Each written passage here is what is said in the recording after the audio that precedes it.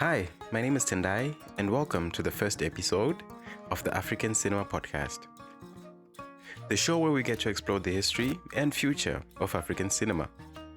And for our first episode, we'll be talking to Dr. Estrella Sendra, lecturer in culture, media, and creative industries at King's College, London. And in this episode, we'll be talking about the mother of African cinema, Safi Faye, the legendary director and actor, and a woman of a lot of creative talents, actually. And without further ado, let's get into it.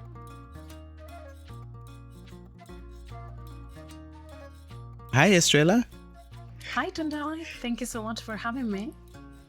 I am happy you made time for this, actually. I really appreciate it. It's my pleasure, really. Okay, so yeah, basically, let's talk about Safi Faye, I would say the mother of African cinema at this point. Mm-hmm. Maybe to start off, we'll look at Safi Faye's early life, like her upbringing and how it influenced her career path as well. Mm-hmm. Well, and I also wanted to thank you for having me to discuss about her work, because obviously she's such a renowned figure, and I'm not an expert on her work, but I've been really privileged to join experts who know so much about her, who have met her, to be in spaces and discuss her work as a film professor and researcher. So it's really a pleasure to share some insights of what I've been learning with people who really admire her work. Safi Faye is someone who was born in Dakar, in Senegal, in 1943, and who sadly passed away in 2023. And she's of Serer heritage. Senegal is really, really rich in cultural diversity, and she belongs to the same ethnicity of the very first president of Senegal, Leopold Sédar Senghor. And this is a really particular area or ethnicity as well, because people are very nomadic, and at the same time it's a very matriarchal society. So all of this really plays a role in her filmmaking career. And actually, in terms of her Serer heritage, these are the roots that then she would cherish throughout her work. And we see this very particularly in her remarkable film, Fajal, which has been screened widely internationally. And this is a film that basically documents the everyday life of the Serer village. It's a sort of love letter to this village, and it starts precisely with a tribute and celebration to oral history.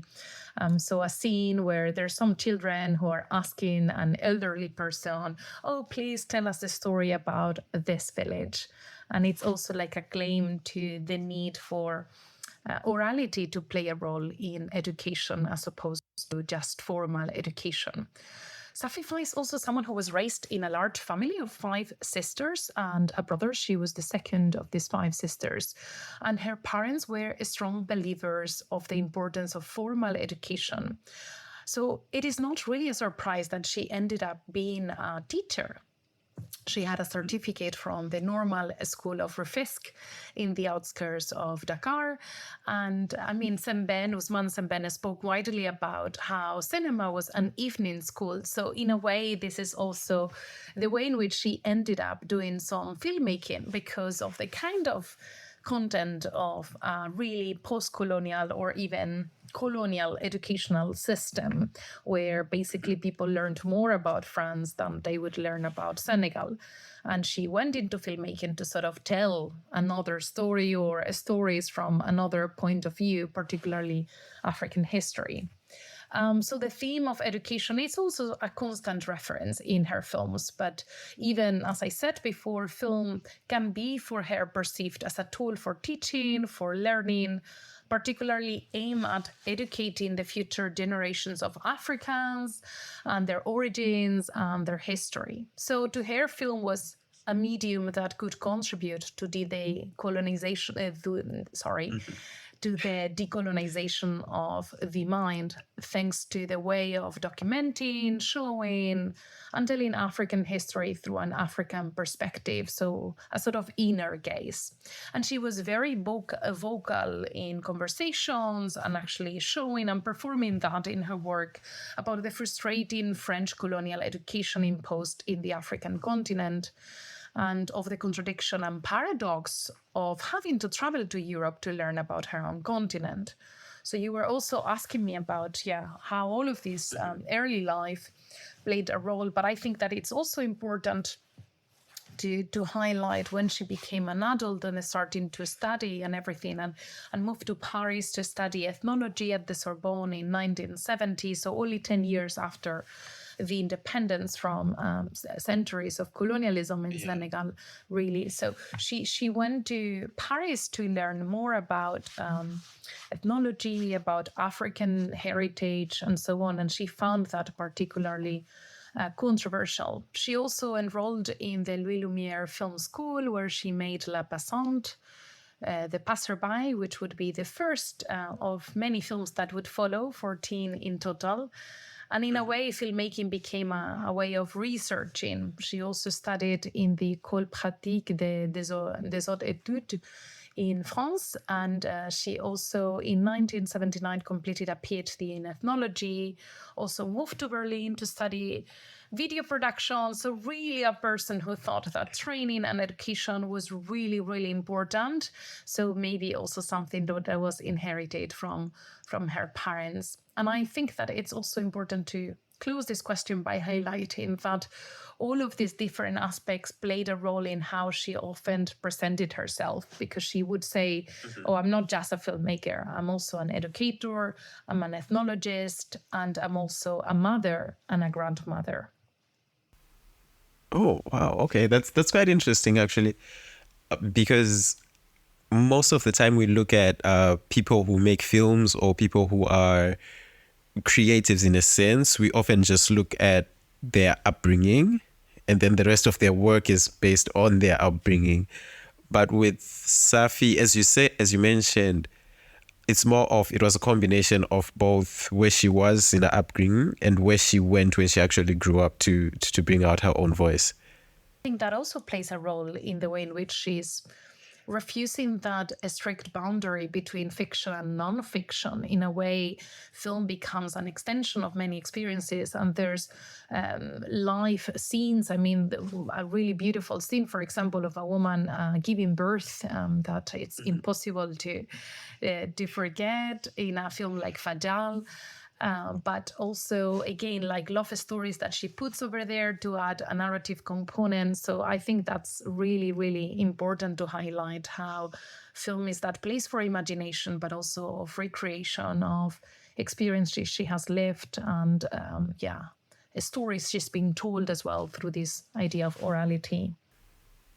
True. And looking at pretty much her upbringing and her journey in France as well, what were some of the key moments or experiences that shaped her artistic vision? Mm-hmm. Well, there's actually a particular event that didn't take place in Paris. It's actually an event of Pan-African and global historic relevance that has often been discussed in relation to her as a turning point in her intellectual growth. And this is the first World Festival of Black Arts that took place in Senegal in 1966 under the patronage of Leopold Sédar Senghor, so the very first president, who was also a philosopher and a poet and so on. And it turns out that Safi Faye was an official guide in this festival. And it was there that she became really aware of the importance of African knowledge production by African themselves, this idea of culture at the heart of redefining ourselves and ourselves in such critical period, right? But I mean, festivals have this beauty. I mean, I'm also someone who teaches and researches about festivals. So one of the beauties of festivals, I think, is this idea of them being a place of encounter, of meaningful encounters. Some of them may seem ephemeral, but they rest with us for our whole lives or a long period of time. And so it was in the context of this really important festival of political connotations as well, that there were so many meaningful encounters that really played a role in her life, including the encounter with the anthropologist and filmmaker Jean Rouge. And this filmmaker would actually ask her to play in his film Petit à Petit, Little by Little, a couple of years later in 1968. And many people have often really overestimated this link between Jean Rouge and Safi Faye, speaking of him as her mentor and so on. But I mean, she's of course very fond of that encounter. But this needs to be understood within that wider context of, as I said, meaningful moments and meetings with really interesting people who had the chance to participate in this historic event. So if something, I think it was crucial to inspire her to make films with an inner gaze, because obviously he was someone who was an ethnologist himself. And also, I think it made Safi Faye this encounter to reflect on the power dynamics often involved in the ways of looking. And during this festival, the 1966 first festival of Black Arts, she became very aware of the importance of the preservation of African history and culture. And this is a theme that was really, really present in all her work. Yeah. I think that it's also a work or a series of encounters that remind us of the importance of speaking and listening nearby, as stressed later in some of the interviews that have been done with her and so on. So I think that is something to highlight. But there's also the important figure of her mother in her life. Her mother really supported her in her career, and it is therefore not a surprise that we see motherhood featuring so prominently as a theme, as a revolving theme in her work. Mm-hmm. And actually, I've read that there was a point in which she said at the beginning of the career that she wanted to make films like of women like her mom, like her mother. Oh. But then this actually didn't quite happen, or it happened in some other ways, because motherhood is, as I said, super important in many of her films. And there is even one film called Mansayai, Me, Your Mom. And I think that is really, really important. But we didn't really see this film on women like her mom in one particular film per se.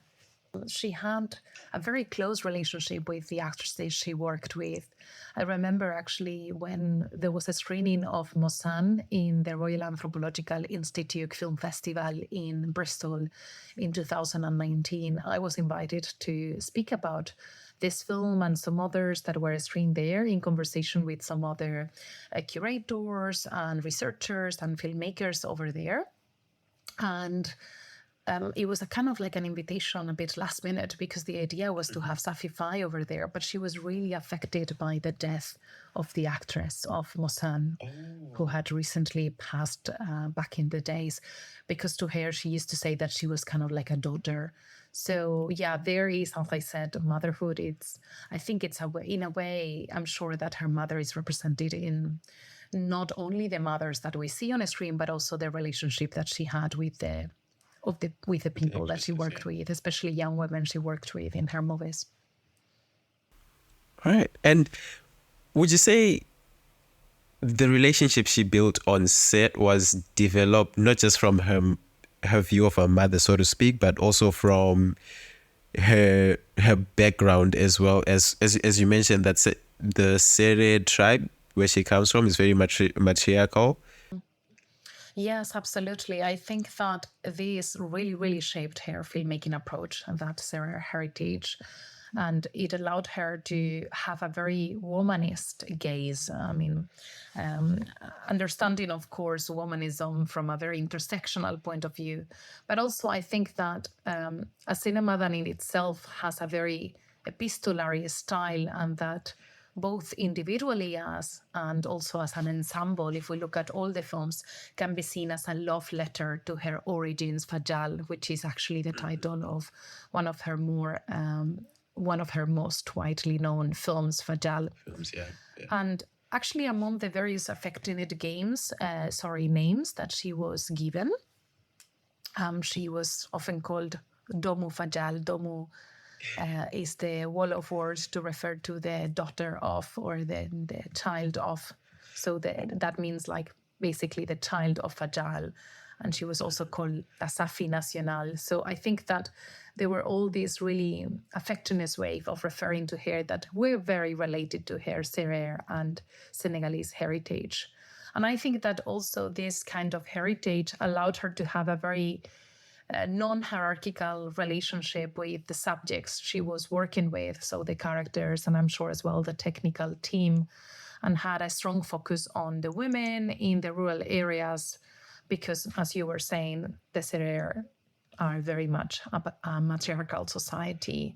And for example, in Kadu Beikant, if we kind of start talking about some of her films, yes, we can. Letter from the Village, as it's often translated into, women are always framed in sort of like the same frontal frame. And this is something that has been picked up by key scholars like Melissa Thackway, who has been one of the very first ones to write about her. And she actually interpreted this as that sense of physical closeness and emotional solidarity that we have among women.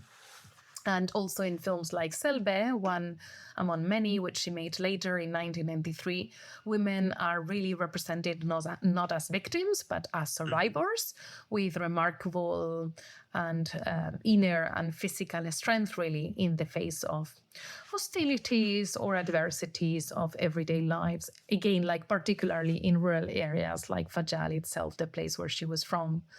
And then that idea, as I was saying before, of her permanent state as a wanderer, as a passerby in between France and Senegal that we saw in her first film, La Passante, the story of a beautiful African woman who arrives at Paris. And this is actually a film that was inspired by a poem by Baudelaire, a poem that she really liked.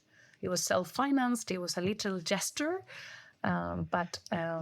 There's something over there to highlight, because it would be the push towards making many other films. And all of this, of course, is very, very influenced by the fact that she also went to Paris, and I'm sure that she was also looked at admiration, maybe with this kind of exotic gaze, and that's something that she also referred to in this film, La Passante.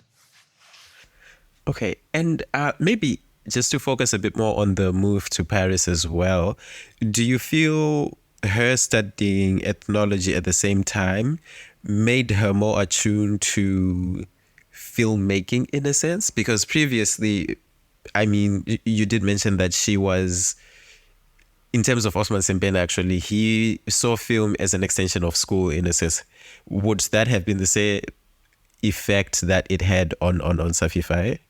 So, even though the styles are very different, but I feel that particularly in relation to the comment I made before about, for instance, her mother not being able to read written text, but being able to read images, I think this idea of the education as well through the image, but also, of course, in order to read images, we need to be educated. So that really gave her that strength, because there's always that discussion on her work. And actually, one of the last public events in which she participated was the Documentary Film Festival of Saint Louis in 2017. And over there were 3 films screened of her. I think it was Fajal and Mosan and Kadaway Cat. And there was that discussion that people still remember of her speaking about her work and encouraging people to just dare to imagine and make work as well. So she was both an educator and filmmaker, as we were saying before, at the same time.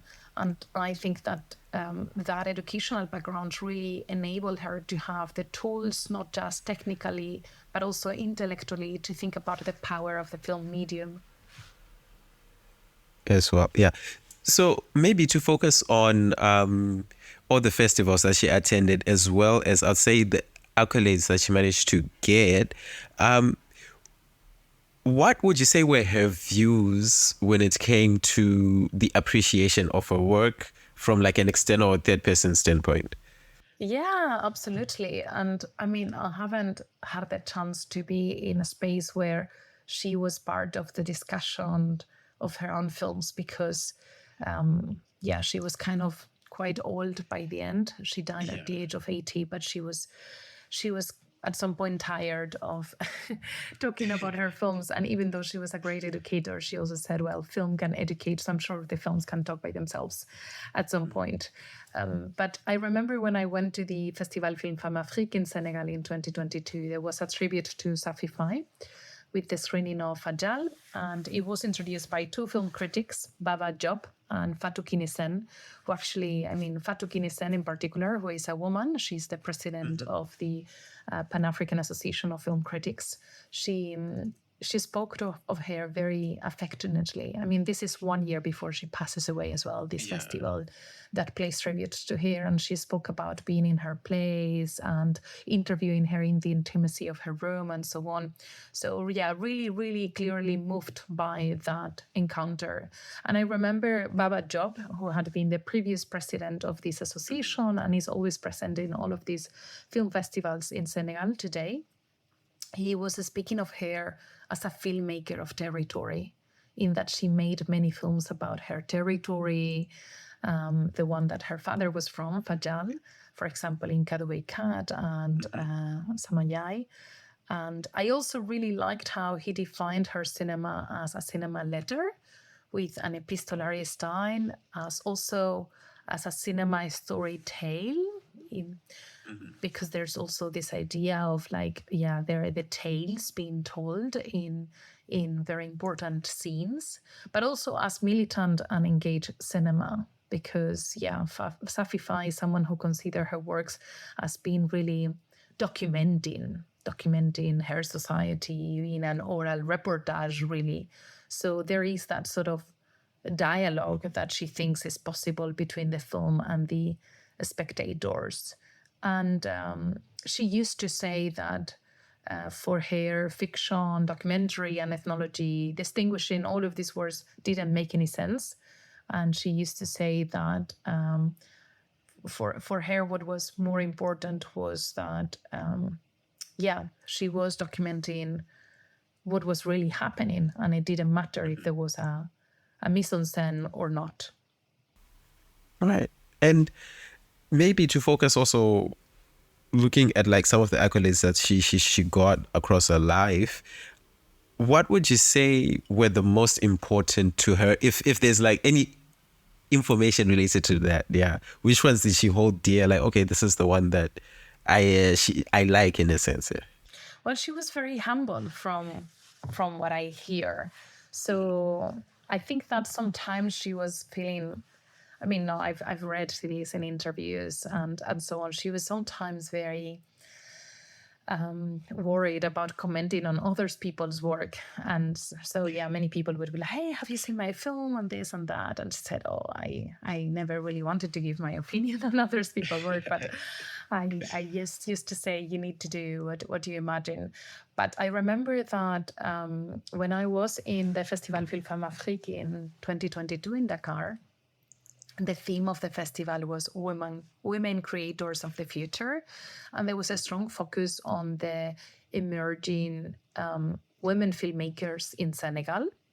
And I actually organized, I remember, with a friend over there, Kenai Chassi, a roundtable discussion on this topic with two really interesting short films, Fissure and Anonyme, that were made by two filmmakers who were presenting their very first films. It was two short films, really, really interesting, really. But my point here is that the theme was women creators of the future, and is not a coincidence that she was featuring this program, because of this idea of her being the mother of African cinema. I cannot tell you how happy she was with that, but I think there was an unanimous consensus that she deserved that title. True. And that also feeds to part of her legacy as well in terms of bringing African cinema to where it is today, in a sense. Would you say the contributions she's put forward, looking at it from Safi Faye being a woman who was in a field that was predominantly male around that time, would you say her legacy had stood the test of time in that other women have also stood up and started making film, not necessarily because they were inspired by her, but she opened a door for women filmmakers who are from Africa to actually showcase their work? And she was certainly aware of that. And I still remember when she passed away on, I think it was 22nd of February 2023. So yeah, in February for sure at the end. It was at the time of Espaco, which is the largest meeting point of African cinema. It's a very big Pan-African festival in Burkina Faso, in Ouagadougou. And the whole Senegalese and African filmmaking community was mourning, really. I remember online, there were all these people sharing the statements of their memories of her and the inspiration she has been to future generations of filmmakers. And this didn't really end up there. Many festivals all over the world were also devoting affectionate awards to her. And I mean, the tributes continued up to today.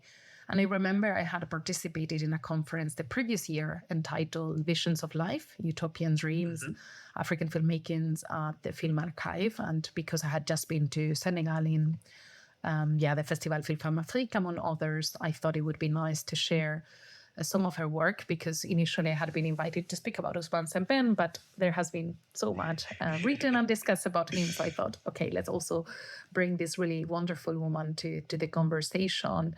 And I spoke of her as a pioneer and revolutionary filmmaker, focusing on these three events where she had been paid a tribute that I had had the chance to participate in. And it was the one in Bristol that I just mentioned, the Royal Anthropological Institute Film Festival in 2019, the one in Senegal, and also another training I attended and introduced in the Barbican Centre in London, which was... I think here we were screening, I think it was Katawi Cat and not Fajal, indeed. Yeah, that was it. And I was also introducing that. So the one in Senegal was Katawi Cat, and the one in London was Fajal. And they were in these events when it was not me. There were many film critics like the one I mentioned before, Baba Diop and Fatou Kinnisen, who spoke about her work. And I remember at the time, the organizers of the conference were putting together a special issue on the conference. And I just said that I would like to dedicate mine to her. And this year has been, well, actually not this year, now in 2023, there's been a great tribute to the life and work of Safi Faye published by Betty Ellerson, who is an emblematic scholar who has given visibility to African women filmmakers through her written work, but also the visual work. She has an amazing documentary called Sisters of the Screen, interviewing many of them, but she also has a blog and disseminates so publicly so many events that are done featuring the work of African women filmmakers. And I have loved reading this extensive article published in Black Camera, written not just with respect and admiration, but also with care and love, really, because she doesn't only document her exceptional trajectory and analyzes the revolving themes in her prolific career. Maybe we can talk about themes later. But I think that she also speaks about really what made her so pioneering. And in fact, the article's first part, or actually the first part of the title of the article, is a quote by Safi Faye in which she said, "I dared to make a film." She dared to make a film at a time in which there were barely no women making films, despite the limited means as well, and her still early career, because she made this, La Passante, as a student. But she saw this as a starting point, and she proved this with the perfection achieved in the film Mosan, which is her last film, which is really an encapsulation of beauty in so many senses. This resonates with how her work has been discussed in so many events, really.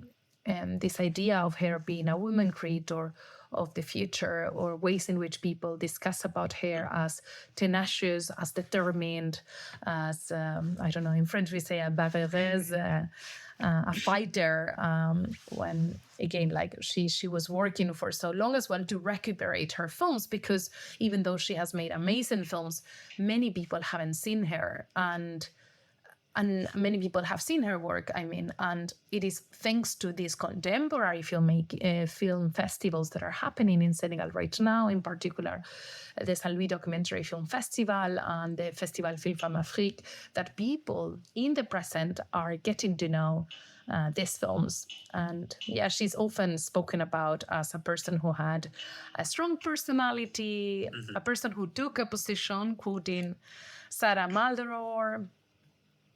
So yeah, as the mother of African cinema, really, and as a source of inspiration for many women, very innovative also in terms of, challenges those boundaries we were talking about before, this idea of fiction and non-fiction.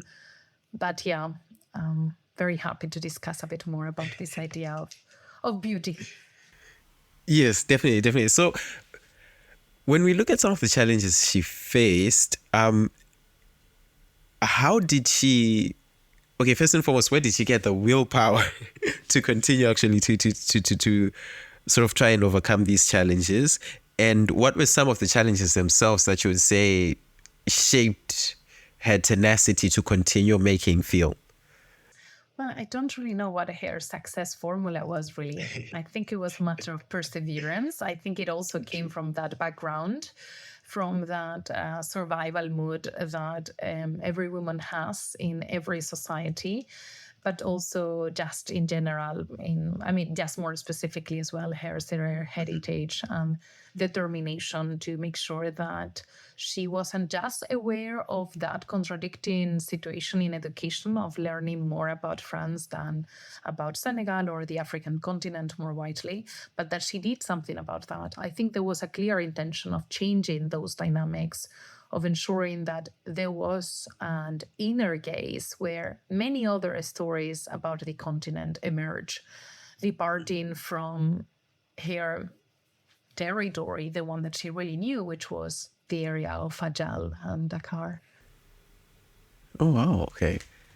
And now, so that we can speak about the themes themselves, next to, I'd say, the power of women in society, in Senegalese society as well, what other themes shaped her body of work? Well, every film is, in a way, of course, different from the other, but there are revolving themes that are throughout her various films. And I would say that this is the focus on everyday lives of people in rural areas, the peasants. That's something for sure that it's over there in films like Gadaway Cat or Fajal or Mosan as well, which is more of a fiction film, but again, like with so many non-fictional elements in it, or so many aspects that were of reality. So that is for sure a revolving theme over there. And the reason why that was the case was because everyone was, in a way, making films about Dakar. I mean, not everyone really. What I'm trying to say is that the city itself is so interesting, the city of Dakar, and in a way it becomes a character in the films. And that's really, really crucial. It was a place that really showed those very contradicting moments of the immediate post-colonial period. So for sure, it was worth being documented. But there was such a marginalization of the rural society. And for example, in the case of Safi Faye, she wasn't able to understand why the president of Senegal, Leopold Sedar Senghor, who was Serer himself, wasn't really paying attention to the lives of these peasants and was trying to focus more on the revival of the capital, Dakar, really, in this particular period.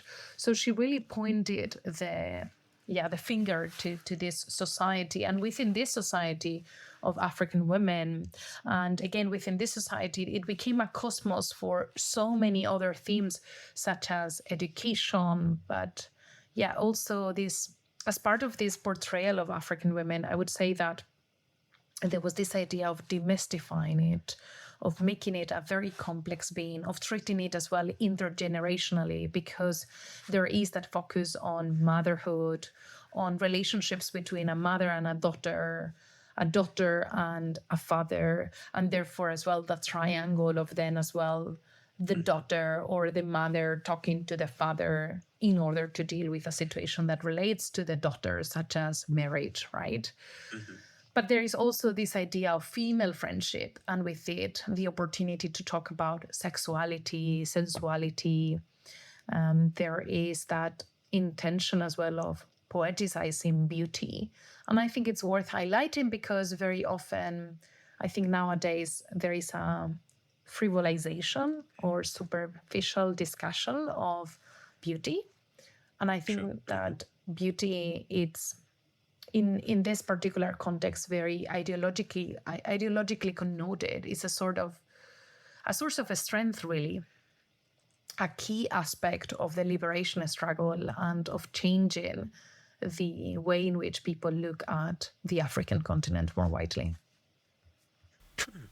So she really delved into how, I would say, like the politics of then Senegal, and to some extent modern Senegal as well, viewed itself on the African platform, so to speak. Would that be an accurate description? Yeah, there are so many people in the contemporary society who have those roots, but they don't know much about them.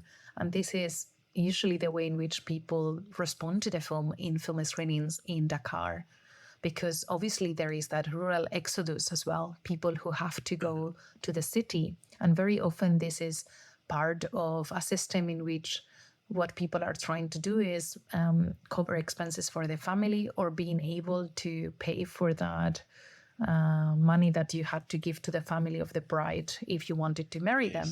So at least back in the days, right, at the time in which she was making films like Kadaway Cat and Fajal and so on.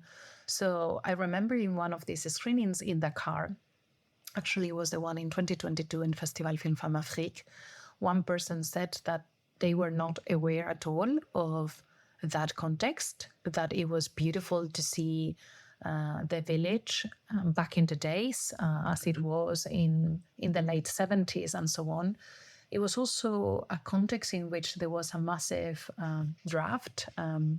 So this really, really affected the situation, but it's a great opportunity to discuss more contemporary concerns along climate change and where we put the focus when it comes to climate change. So this is why people speak about her work as being engaged cinema, as militant cinema. We have all of these love stories that make the narrative really appealing, really easy to follow, let's say. But at the end of the day, there is an economic context that is being criticized over there, because the reason why there was a drought as well, or the reason why there was a scarcity in terms of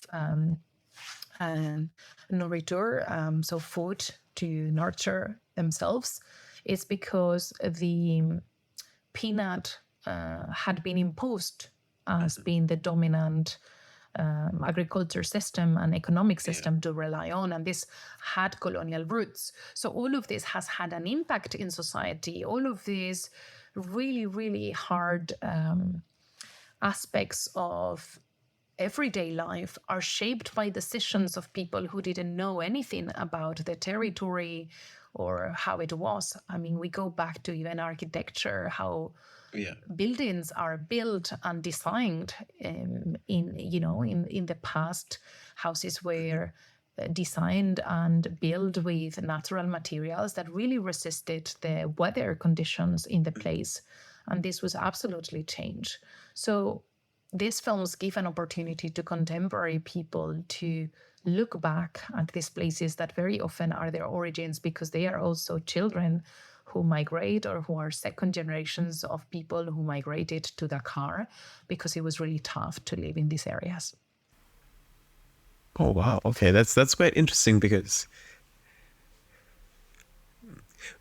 I mean, from my own standpoint, when you look at her films, you don't necessarily think through the different layers of the stories being told and the connotations that it has on then Senegal and modern Senegal, and how, in a sense, it was sort of a prediction of the future, so to speak. Yeah, not just for Senegal, but for the whole African continent as well. Like, wake up, you guys have a rich culture. Why aren't you tapping into that for your own development? Thinking about it, because even though, of course, if you see Mosan, which was made in 1996, it's a very different film technically from what she started to make in the 70s. And I mean, the theme is still kind of similar, right? So, but in this case, it's also a woman who is so beautiful that she gets in trouble, right? In so many different ways. But it's also a celebration of that beauty, and with it, the context surrounding this woman, being it the family or the space or the friends or the thoughts and dreams of this particular woman. So when we see these films today, we do recognize that it's been, I don't know, like over 50 years for some of them, but they can really make us reflect about the present. And in a way, it's not a surprise that some of her films have been classified as classics, because this is the thing, that they never really lose actuality.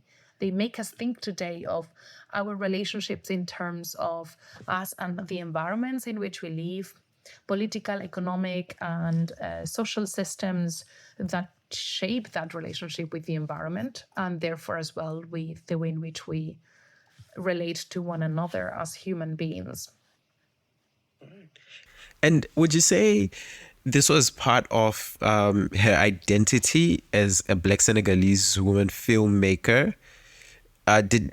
Did that perspective of where she came from, where she was, and who she had become, in a sense, affect how she chose to tell her stories? Absolutely.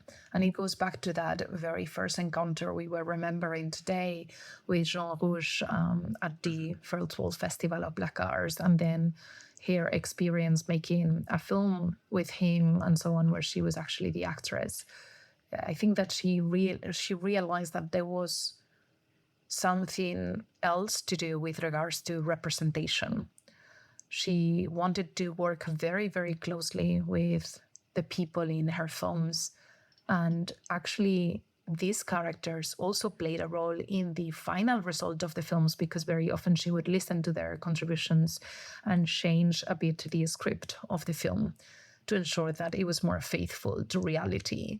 Because, of course, when you are in between these two places, so in her case, Senegal and France, you sort of develop ways of looking at the world that may not necessarily align with the ones on place forever.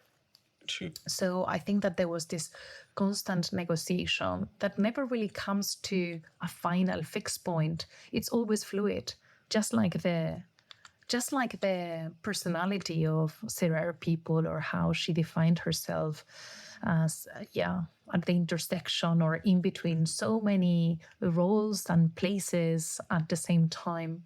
So that really plays a role. The need to, as we were saying before, decolonize the mind, and doing so through the gaze, but a gaze where finally at the end of the colonialism, filmmakers from the African continent were entitled for the very first time to tell the stories from their own points of views. And that's why we have this cinema that has a style that is very epistolary, or this style that it's very much informed by oral traditions, where we see children listening to stories, where we as spectators are invited to join those stories as listeners as well. And it's impossible to distance yourself from the characters on the screen, because there is already that empathetic gaze that she has as a filmmaker and as a storyteller. All right. And maybe to focus a bit more on the people and the characters that she met in her creative journey. Next to Jean Rouge, would you say there are other people that also helped or influenced her body of work? I can think of someone, and it's Angela Davis, because we see a poster in in Musa's apartment in Berlin. So Musa is the character of Mansayai, your mom. And basically, this is a story that is very much informed by her own experience, because Musa is a student who goes to Berlin. We know that she also went to Berlin as a student, and is in between Berlin and the nostalgia that any person who is a so-called migrant would face. So there is also that epistolary style over here, in the sense that there are those constant conversations with beloved ones, being it relatives, friends, or the lover back home, this idea of I miss you and when are you coming back, that we see so often in films that are featuring people in situation of mobility or displacement, right? So yeah, I found that poster as not random. I think that is for sure a reference of a woman who represents the Black liberation struggle. And again, like, it's not a coincidence that is a woman. So Angela Davis must have been a very important reference for her work. Okay. And I think because of time, I would love to continue this conversation. What would you say is your takeaway from Safi Faye's life as someone who has researched, worked with some of her creative output as well, and is kind of directly influenced by her work? I think that for me, what is really unforgettable is her sensitivity. This idea of solidarity that she portrays through women, but that is just genderless, in the sense that it shows us how we as human beings should relate to one another. There is a sense of solidarity, of proximity, of togetherness that is so poetically conveyed that it gets to you in a way that is so visceral. And for me, those scenes of, like her Mosan's mother being showered, bathed, and by her daughter, or Mosan talking to her friend, or like exchanging these conversations about sex. I remember the very first time I went to Senegal, I visited the wife of one of my Senegalese friends here in Spain, and I was taken to her bedroom. I mean, it's very common to hang out in bedrooms over there, sitting on the bed, and I was asked all these questions about sex. And I had this false assumption that it was a bit of a taboo topic, and I was kind of scared to share experiences and views and so on, until I realized it was so discussed. And this was something that Mosan reflected so well in this film, that maybe even if you go to if you marry and you go to bed for the very first time with your husband, it's not that you don't know anything about it, because you have an elder friend who may have told you about it. And again, it's a topic of discussion. Of course, it's not the same as embodying it, let's just say. But yeah, I think that there are all those unforgettable moments, or that degree of complicity as well that one can develop as a creator, as a filmmaker, creating alongside the people involved in the film, so actresses and so on.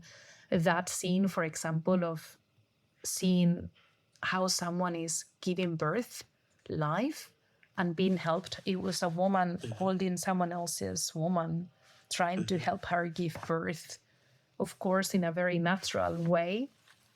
And that scene of labor is something that I will always remember. So yeah, I guess that those are some of those aspects, that poetic solidarity and sense of togetherness and womanist approach, that to me is particularly inspiring and very successfully achieved through film. Because I don't know, I think there is always that challenge in cinema of representing something, and you need to be so honest, so transparent, that you can leave so much behind. if you don't sort of get naked as a creator. It's so brave to do that. I have wanted to be a filmmaker, focus on documentary filmmaker. I'm very far from doing something like that. So, but the fact that someone like her exists pushes me to respect film, to respect people, and to think about the power of film as a medium. Wow. Okay, that's quite powerful, actually.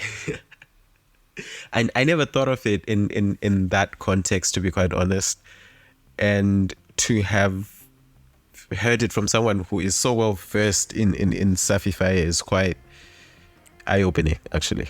No, thank you. I was just giving a very honest, improvised answer. So yeah, thank you for asking, and for this great conversation. I'm sure that we've left so much behind, but there is luckily so much written on her, and we just have to continue to support all of these tributes.